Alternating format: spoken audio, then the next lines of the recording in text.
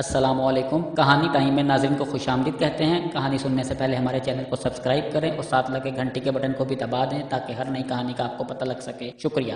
شروع کرتے ہیں آج کی کہانی۔ 2 ماہ سے کوئی میرے دروازے پر روزانہ کچرا پھینک کر چلا جاتا۔ بڑی کوشش کے باوجود وہ پکڑ میں نہیں آیا۔ اہلیہ نے کہا کہ یقیناً یہ محلے کا کوئی ایسا بندہ ہے جو فجر کی نماز باقاعدگی سے پڑھتا ہوگا اور مسجد جاتے ہوئے یہ کارنامہ سر انجام دیتا ہوگا۔ اب مسئلہ تھا میرا اپنا۔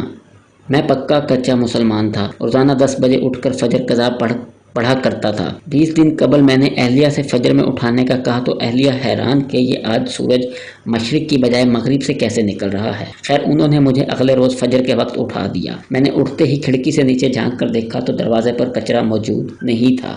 فٹافٹ وضو کیا، کھڑکی کے پاس ہی مصلی بچھایا اور 2 رکعت سنت کھٹاکھٹ پڑھ کر پھر سے جھانک کر دیکھا تو کچرا دروازے پر پڑا میرا منہ چڑھا رہا تھا۔ خیر پھر 2 رکعت فرض پڑھ کر دوبارہ سو گیا۔ اگلے دن سنت کی بجائے فرض پڑھتے کچرا پھینک دیا گیا۔ 4 دن اسی طرح گزر گئے لیکن کچرا پھینکنے والے کو پکڑ نہیں پایا۔ 5ویں دن اہلیہ کہنے لگی ماشاءاللہ آپ اب فجر کی نماز پڑھنے لگے ہیں تو مسجد میں با جماعت نماز پڑھ لیا کیجیے۔ بات دل کو لگی اور 5ویں دن سنت گھر میں پڑھ کر جماعت سے 15 منٹ پہلے دروازے پر کرسی لگا کر بیٹھ گیا اور محلے کے نمازی حضرات کو آتے دیکھنے لگا کہ کس نمازی کے ہاتھ میں کچرے کا شاپر ہے، لیکن افسوس سارے خالی ہاتھ آتے دکھائی دیے۔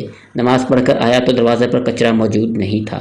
1 ہفتے مسلسل پابندی سے با جماعت نماز پڑھنے کے بعد میں نے اہلیہ سے کہا بیگم اب کچرا پھینکنے والا شاید ڈر گیا ہے جب بھی کچرا نہیں پھینک رہا، اب آپ مجھے فجر کے وقت نہیں اٹھانا۔ اہلیہ کچھ نہیں بولی۔ اگلے دن اہلیہ نے تو مجھے نہیں اٹھایا، البتہ میری خود آنکھ کھل گئی۔ کھڑکی سے جھانک کر دیکھا تو کچرا دروازے پر موجود تھا۔ ٹائم دیکھا تو فجر کا وقت تو باقی تھا لیکن جماعت نکل چکی تھی۔ اب اگلے دن پھر وہی معمول تھا۔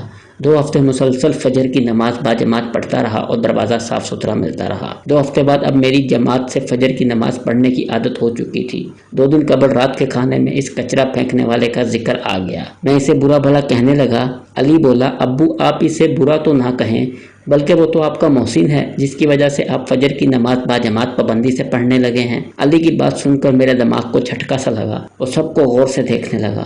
مجھے یوں اپنی طرف دیکھتے ہوئے سارے ہنسنے لگے۔ عمر کہنے لگا ابو آپ کی وہ محسن اور کوئی نہیں بلکہ امی ہیں، آپ امی کا شکریہ ادا کیجئے۔ میں نے اہلیہ کو دیکھا تو کہنے لگی جب گھی سیدھی انگلی سے نہ نکلے تو ٹیڑھی انگلی سے نکالنا پڑتا ہے۔